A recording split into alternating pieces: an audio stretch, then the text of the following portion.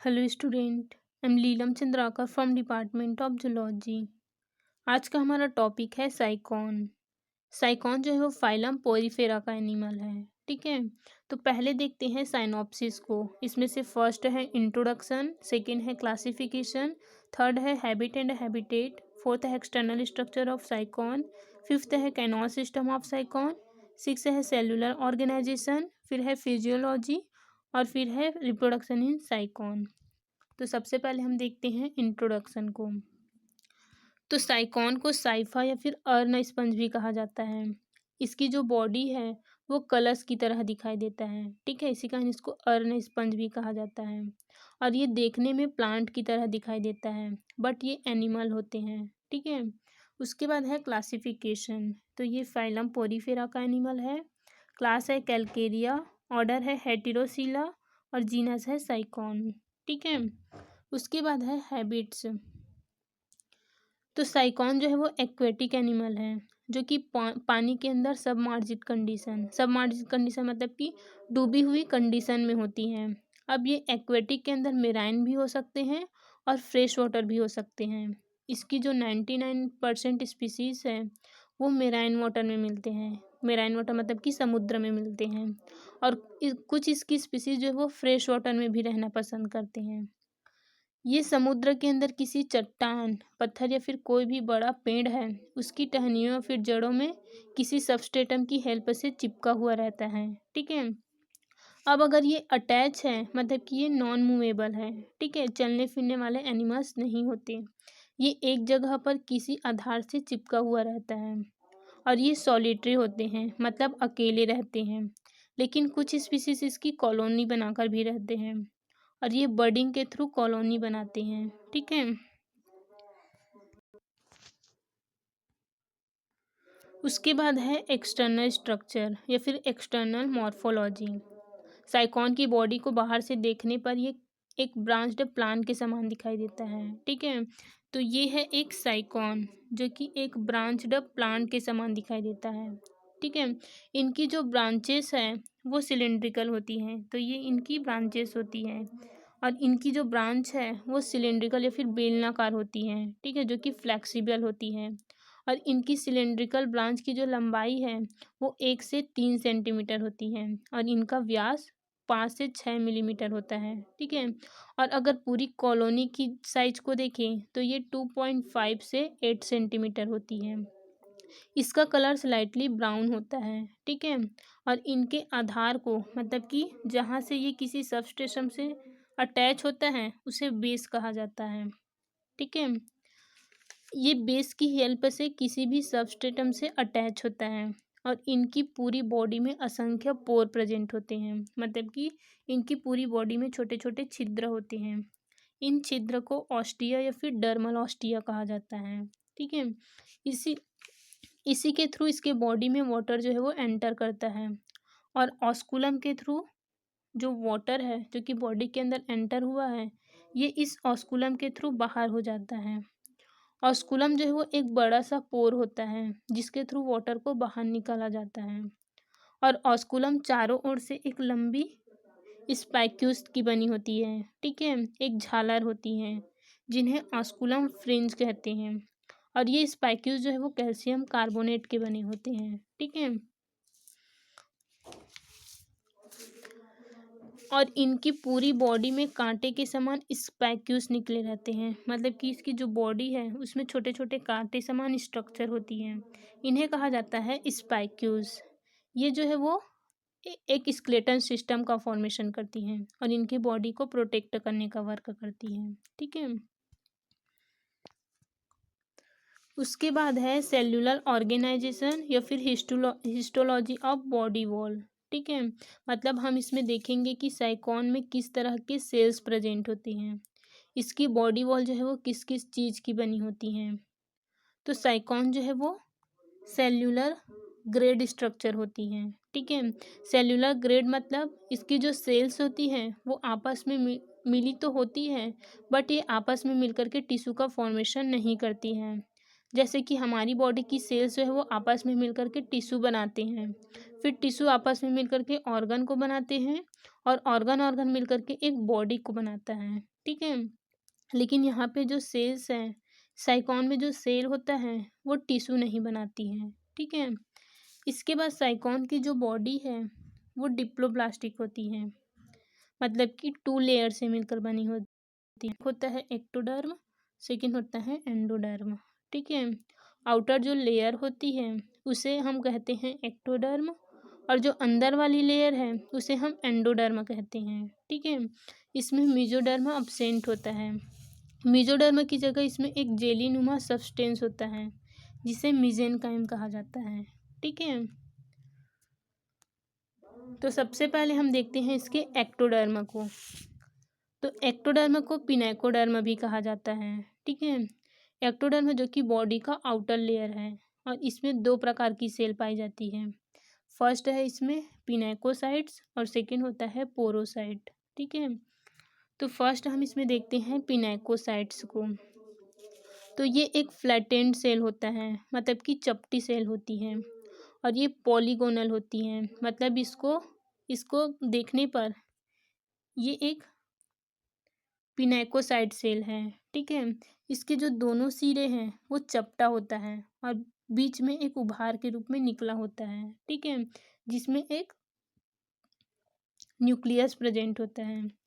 ये सेल जो है वो आपस में एक दूसरे से अटैच होती हैं, मतलब कि मान लो ये एक सेल है तो ये वाला जो है वो दूसरी सेल है, तो इसकी जो सेल है वो आपस में एक दूसरे से अटैच होते हैं, और ये बॉडी को प्रोटेक्शन देते हैं, ठीक है। और ये हाईली कॉन्ट्रैक्टाइल होते हैं, कॉन्ट्रैक्ट करते हैं। कॉन्ट्रैक्ट मतलब कभी फैलना या फिर कभी सिकुड़ना। अगर इसकी फंक्शन देखें तो ये बॉडी की आउटर लेयर को बनाते हैं, और ये कॉन्ट्रैक्टाइल होते हैं। बॉडी का जो सरफेस है उन्हें ये मेंटेन करते हैं, मतलब इसमें जो कैनाल सिस्टम होता है उसमें पोर्स के द्वारा जो वाटर का करेंट वाटर पोर के द्वारा एंटर करता है, ठीक है। मतलब कि इसमें इसके बॉडी में जो छोटे छोटे छिद्र होते हैं उसके थ्रू वाटर जो है वो बॉडी के अंदर एंटर करता है, और ऑस्कुलम के थ्रू ये बाहर निकलता है। तो उनको मेंटेन करने का वर्क इन्हीं सेल्स के द्वारा होता है, ठीक है। और ये जो पिनेकोसाइट सेल्स हैं ये ऐसे सब्सटेंस का सिक्रीशन करती हैं, ऐसे चिपचिपे पदार्थ का सिक्रीशन करती है जो कि इनके बॉडी को किसी आधार से चिपकाने में हेल्प करती है, ठीक है। उसके बाद सेकेंड सेल है पोरोसाइट्स, ठीक है। तो पोरोसाइट जो सेल होती है वो ट्यूब्यूलर स्ट्रक्चर होती है। इसमें पोर्स प्रेजेंट होती हैं जिन्हें प्रोसोपाइल कहते हैं। तो ये एक पोरोसाइट सेल है, ठीक है।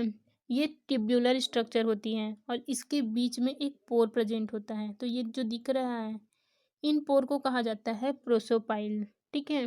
ये भी थोड़ा कॉन्ट्रैक्टाइल होती है, अपने आप को फैला लेती है और अपने आप को सिकोड़ भी लेती हैं ताकि वाटर करेंट को ये बैलेंस कर सके, ठीक है। एडल्ट स्पंज के अंदर ये धीरे धीरे डिसअपियर हो जाते हैं, समाप्त हो जाती हैं।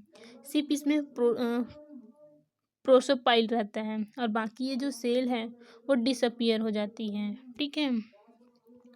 अब अगर इसके फंक्शन देखें तो ये वाटर करेंट, मतलब कि जो जल की धारा है जो कि बॉडी के अंदर एंटर करती हैं उसका ये वे बनाती हैं, ठीक है, एक मार्ग को बनाती हैं जिसको हम प्रोसोपाइल कहते हैं। साथ ही जो पोर प्रेजेंट होता है यहाँ पे एक कॉन्ट्रैक्शन के कारण वाटर वाटर को भी बैलेंस किया जाता है। जैसे कि अगर इसके बॉडी में ज़्यादा वाटर एंटर हो गया तो ये ऑस्ट्रिया को कॉन्ट्रैक्ट कर देती है, सिकोड़ लेगी, ठीक है, जिससे वाटर जो है वो कम एंटर होगा। और अगर इसके बॉडी में वाटर की कमी हो गई तब ये इनके पोर को फैला लेती है ताकि ज़्यादा से ज़्यादा वाटर जो है वो इनके बॉडी में एंटर हो सके, ठीक है। उसके बाद सेकेंड इसका लेयर है एंडोडर्म। इसको कोइनोडर्म भी कहा जाता है, ठीक है। इसके अंतर्गत कोइनोसाइट सेल्स आती हैं। कोइनोसाइट सेल जो है वो फ्लैजेलेटेड होती हैं क्योंकि इनमें फ्लैजेला प्रेजेंट होता है और ये ओवल शेप की होती हैं और इनके अंदर में एक न्यूक्लियस प्रेजेंट होता है। तो यहाँ पे ये एक कोइनोसाइट सेल है, ठीक है। ये कोइनोसाइट जो है वो फ्लैजिलेटेड होते हैं, इनमें एक फ्लैजिला प्रेजेंट होता है और साथ ही इसके बॉडी के अंदर एक इन सेल्स के अंदर एक न्यूक्लियस भी प्रेजेंट होते हैं, ठीक है। और ये ओवल शेप की होती हैं। फ्लैजिला की जो बेसल पार्ट है, मतलब कि ये जो ऊपर वाला पार्ट है, इसमें माइक्रोविलाई होती हैं। इन माइक्रोविलाई वाले पार्ट को कॉलर कहा जाता है, ठीक है। इनका फंक्शन होता है वाटर की धारा को बनाना, मतलब कि फ्लैजिला की हेल्प से ये एक वाटर करेंट को बनाता है और साथ ही ये फूड को गेन करने का भी वर्क करता है, मतलब कि वाटर में जो फूड पार्टिकल्स प्रेजेंट होते हैं वो इनके कॉलर में आकर के अटैच हो जाते हैं, ठीक है। तो इनकी जो फ्लैजिला है या फिर इसकी जो कॉलर है वो फूड को पकड़ने का भी वर्क करता है, ठीक है।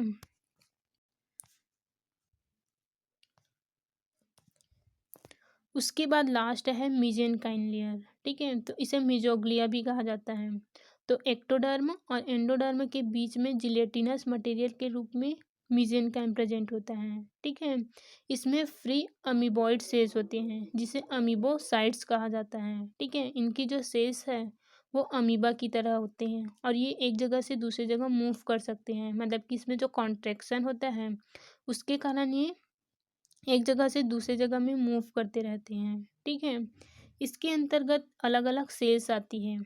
इसमें से फर्स्ट सेल है आर्कियोसाइट्स, ठीक है।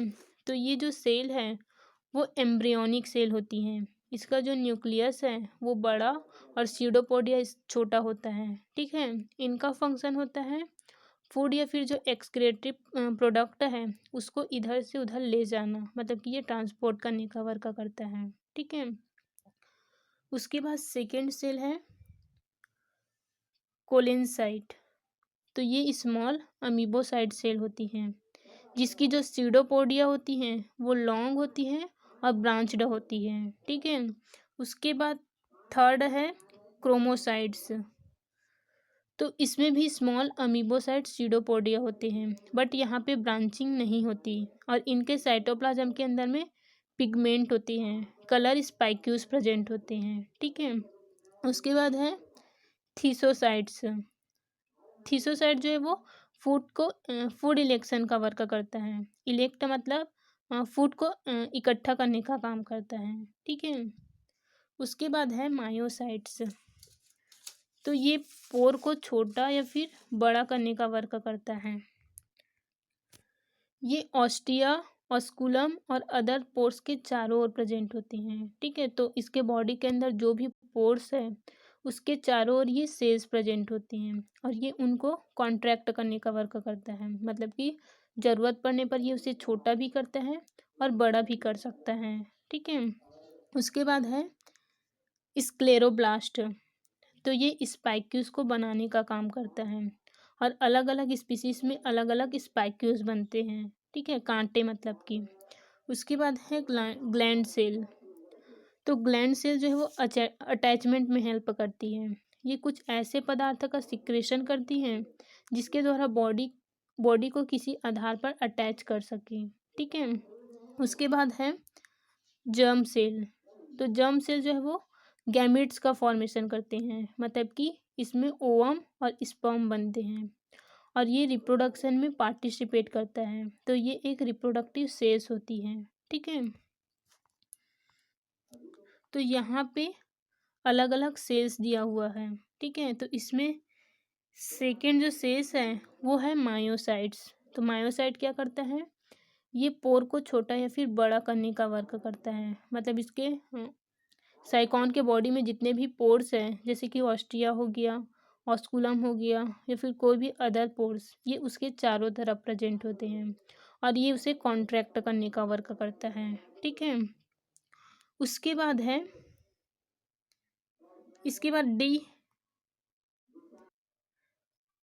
ये है थीसोसाइट। तो थीसोसाइट क्या करता है, ये फूड को इलेक्ट करने का वर्क करता है, मतलब कि फूड पार्टिकल्स को इकट्ठा करने का काम करता है, ठीक है। उसके बाद है क्रोमोसाइट। तो जो क्रोमोसाइट है उसमें पिगमेंट प्रेजेंट होती हैं, ठीक है। इसमें कलर स्पाइक्यूल्स होते हैं और इसमें स्मॉल अमीबोसाइट सीडोपोडिया होते हैं बट ये ब्रांचिंग नहीं होते। उसके बाद है स्क्लेरोसाइट्स, तो ये है स्क्लेरोसाइट, ठीक है। स्क्लेरोसाइट क्या करता है, या फिर इसी को स्क्लेरोब्लास्ट भी कहा जाता है। ये स्पाइक्यूल्स को बनाने का काम करता है, मतलब कि इसके बॉडी के चारों ओर जो छोटे छोटे कांटे होते हैं ये उसका फॉर्मेशन करती हैं। और अलग अलग स्पीसीज में स्पाइक्यूल्स जो है वो अलग अलग प्रकार के बनते हैं, ठीक है। उसके बाद ये है आर्कियोसाइट्स, ठीक है। आर्कियोसाइट क्या करता है, ये फूड या फिर एक्सक्रीटरी प्रोडक्ट को ट्रांसपोर्ट करने का वर्क करता है, ठीक है। उसके बाद है